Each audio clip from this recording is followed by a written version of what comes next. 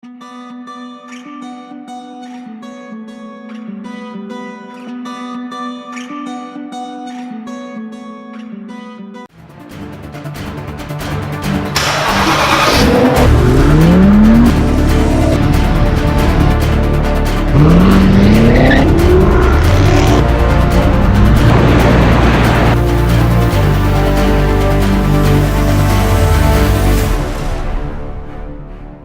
morning and welcome to Full Octane Garage.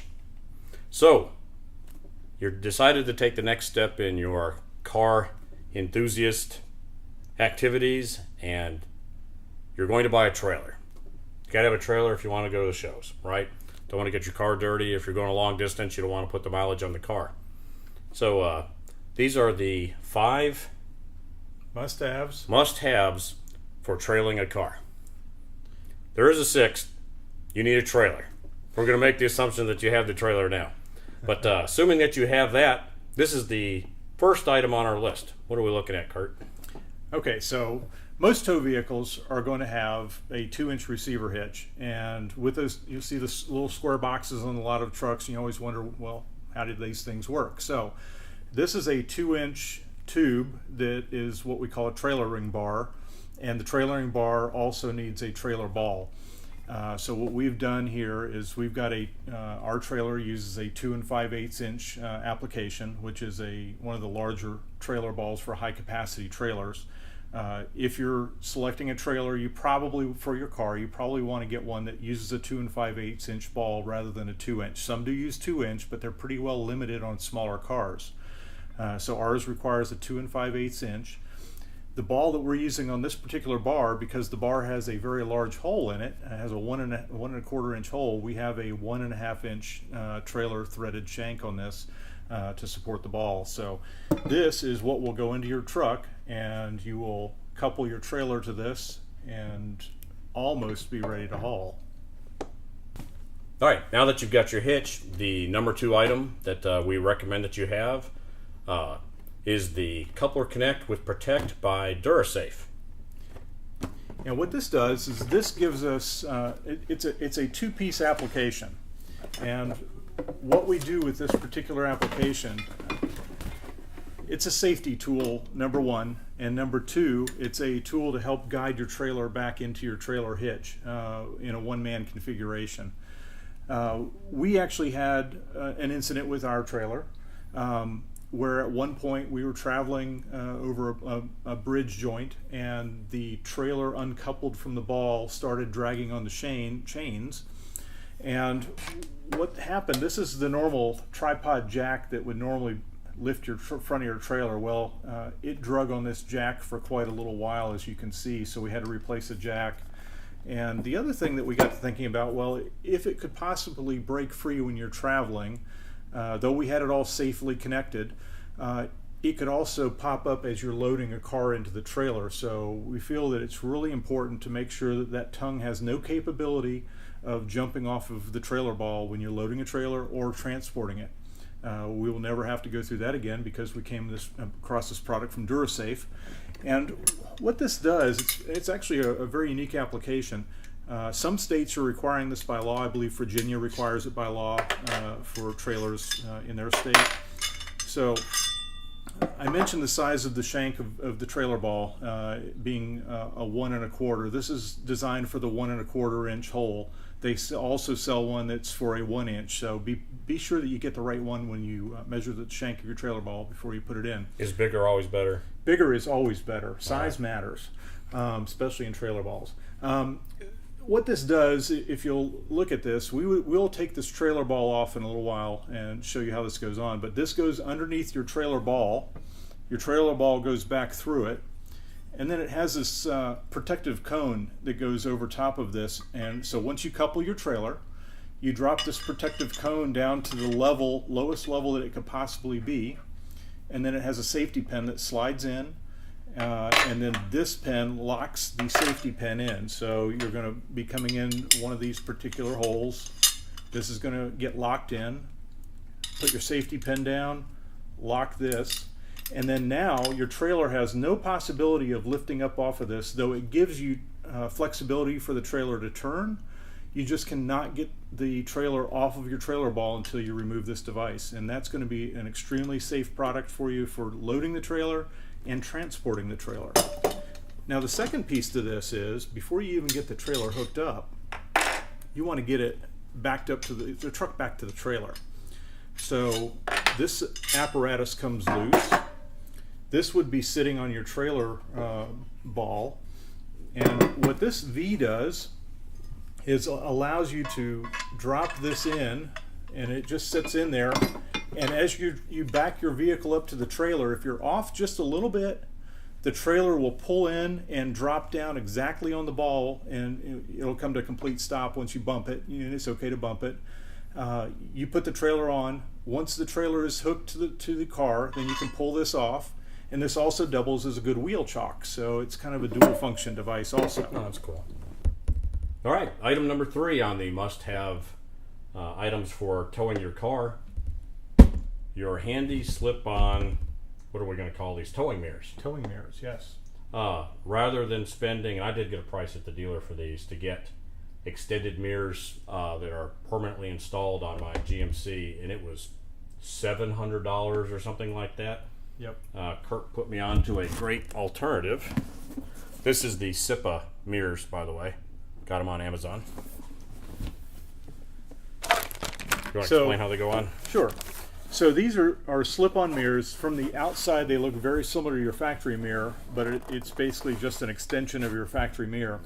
Your inside of your mirror will go into this area, and what that will do is give you visibility to your traditional mirror, and then the outer edge is separately adjustable, so it's manually, so you reach in and just push the mirror whatever direction you want to. And this gives you a couple of ways. When I pull a trailer, I like to keep these guys tilted down just a little bit low, looking at the tires of my trailer so that I can see, one, where they're out on the road, and two, if I ever have a blowout or a tire's going down, you start seeing something weird going on there, I'd rather catch it in my mirror before I hear it whacking out the side of my trailer. So it still gives you the ability, if you have them set low like that you can kind of tilt down a little bit, and you can see cars around the back of the trailer. So it's pretty important to have a towing mirror on your vehicle. Otherwise, you're not going to see that police officer behind you trying to pull you over. So you're actually looking at the mirror that's already attached to the truck. You can see that, and then you've got an extra mirror at the far end to use for the trailer. Yep. Do these affect the automatic folding in? No, these will actually fold in with your traditional mirror. You won't have any problem with that. There's a couple of pieces, and we'll show have another video on the put together and installation of these, but they simply slide over your mirrors. There's a small coupler that grabs onto your mirror so that it doesn't slide back, and it has one screw in the back that tightens it up, and they're very secure. They don't rattle, they don't whistle. There's some add-on mirror accessories that will strap on, but traditionally I've found that those give you a kind of a strange whistle when you're doing about 60 or 70 miles an hour. All right, now that we've covered the first 3 items, which are items that you must have for the truck in order to tow your car, now that you've got the car in the trailer, how do you keep the car in the trailer? Well, that brings us to the ratchet straps and the axle straps. Yes. We'll talk a little bit about the ratchet straps. We took them out of their packaging. Ratchet straps is how you're going to secure your axles and the car to the trailer. These particular ratchet straps that we purchased are kind of a multi-function. They actually have an axle strap built into them, the way that they've designed these. So you'll notice that they have an extra clevis, and they have an extra sleeve to hold the strap on, so that you could actually and it has a sleeve to protect the strap from any sharp objects or things within the axle. So you would actually take this whole apparatus and throw it over the axle, bring it back, and tie it in with the clevis, in addition to ratcheting it through the ratchet.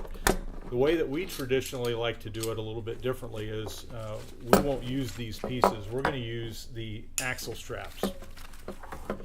And when we use the axle straps, what we're going to do is totally ditch these pieces here. So we're not going to use this. We're not going to use this. we're going to wrap that around the axle. We're going to clasp this, and then when we secure this to the floor of the trailer into one of the hooks, the D-rings, you're going to slide this through and loop it back around and snug that thing down to where you can get probably about leave enough slack in it where you get probably 3 rounds when you're ratcheting this tight, and then that'll give you enough security to make sure that the trailer is tight and your car is snugged down really good. You're going to want to crank down pretty good on these to make sure that the car doesn't have any sway back and forth. We traditionally recommend hooking the front of the car up first before you crawl underneath the back of the car where it could potentially roll out of the trailer. Oh. So from a safety standpoint, we always make sure that the front's tied down first, and then we go to the back. When we unload a car, we undo the back first, and then we come in and undo the front. Just again, we'd hate to be laying down under the back of that car and have it set loose and start rolling over top of you, and that's not going to be comfortable. Although it would make for a good video. It would make for a great video. All right, the last item on our list for must-have items to pull your car trailer, not necessarily something to pull the trailer itself, but something to secure all your belongings once you have everything together.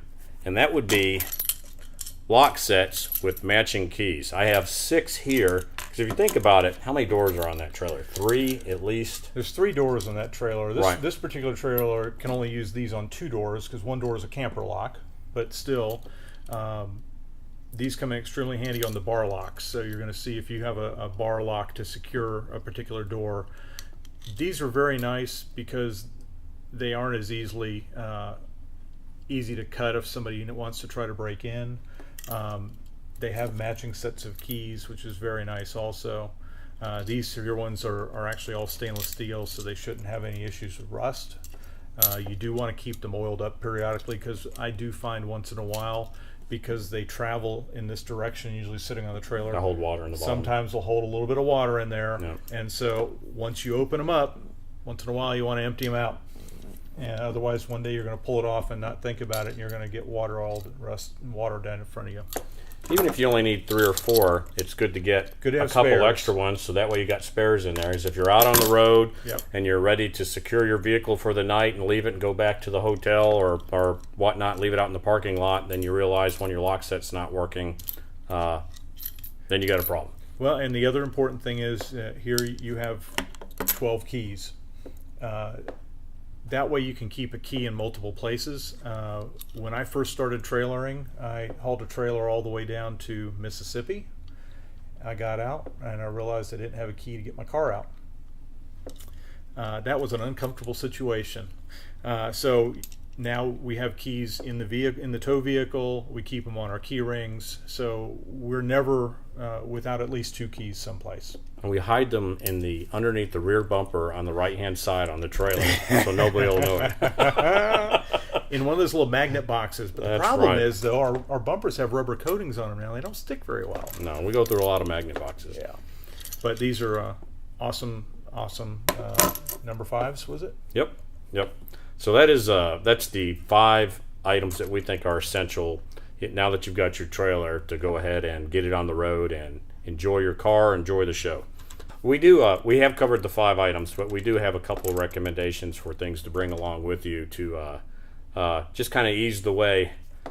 Sometimes moving a vehicle is not a clean business, and you're going to a car show. The idea is that you're going to get out from underneath that car, get back into the car, and drive it to the show in a presentable condition that's all clean, and you should be in some form of a clean condition. So we've got a couple items that we want to show you. All right, a couple of recommendations for us from us to you. So you're unhooking the car, you're hooking the car up, you're driving it around. Sometimes it can be a dirty mess, and the floor of the trailer. If you got a classic car, there's probably going to be something on there other than dust, and it's going to be something that comes out of the car. So one of our recommendations is, this is a moving blanket. They're disposable and they're cheap and they'll absorb stuff, and they're kind of comfortable to lay on when you're laying underneath the car and hooking the car up. So we would recommend that you pick up a couple moving blankets. I got these I procured them from U-Haul at one point or another. Recommend that you do the same. Item number 2, a pair of gloves, preferably matching. I have another set just like these. But gloves are great for keeping your hands clean. You don't want to get right back in your car and get grease on your interior. And then the third item, I keep these in my work truck all the time, and I think they'll serve a great purpose for when you're moving the vehicle also, is a set of coveralls. Sometimes the show that you're going to, especially with a car like one of the Auburns, that could be quite a fancy event, and you want to make sure that your fancy attire stays fancy. So bring a set of coveralls with you. You can throw them on, do the dirty work, jump out, be in your tux, and slide right in for the tango. Awesome. Now that we've covered the 5 necessities that you have to have in order to tow a car, and some of the extra things that you may need in order to make your life easier, we have all the products but the actual hitch itself we purchased on Amazon, and we'll include the links down below. While you're on your way down there to make positive comments and give us a thumbs up, go ahead and check those links out, and if you see something that you need, we're trying to make it convenient for you, so you can go ahead and pick them up. Got anything else? Nope. I believe that you will find this extremely beneficial in your trailering ventures. It's always hard being a trailer newbie when you first start. You know, you're always like, I don't want anybody to know that I don't know this. Ask. Don't get caught not knowing how to do something. And these products are the first start in that. Or have a CURT, because I'm a newbie. Have a CURT, then you don't have to worry about that. Thanks for joining us at the Full Octane Garage. Please give us a thumbs up. Again, leave us comments down below. And don't forget to share with your friends. And as always, if you haven't, don't forget to subscribe. Thanks for joining us at the Full Octane Garage. Have a great day.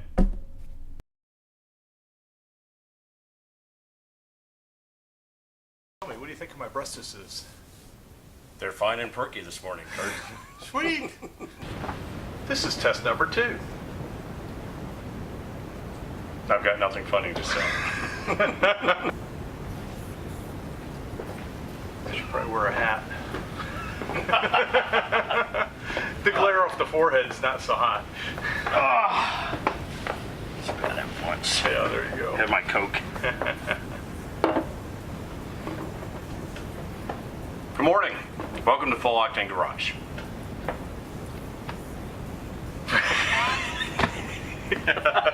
That's as far as we got. Okay, here we go again. Good morning. Welcome. Go ahead. It's an 1 5/8 ball with a 1 1/4 inch shank. So you want to get the biggest shank that you can. That didn't sound good, did it? So you want to get the biggest shank you can on your ball, so that. Don't make us reshoot this, because size matters. Yeah. So. We're going to do this over here. God damn it. Okay, we'll just kind of cut into start talking about the hitch now. Okay. Shank on your hitch with your large ball. I just think I already did it. I can see we're going to have some outtakes. Okay.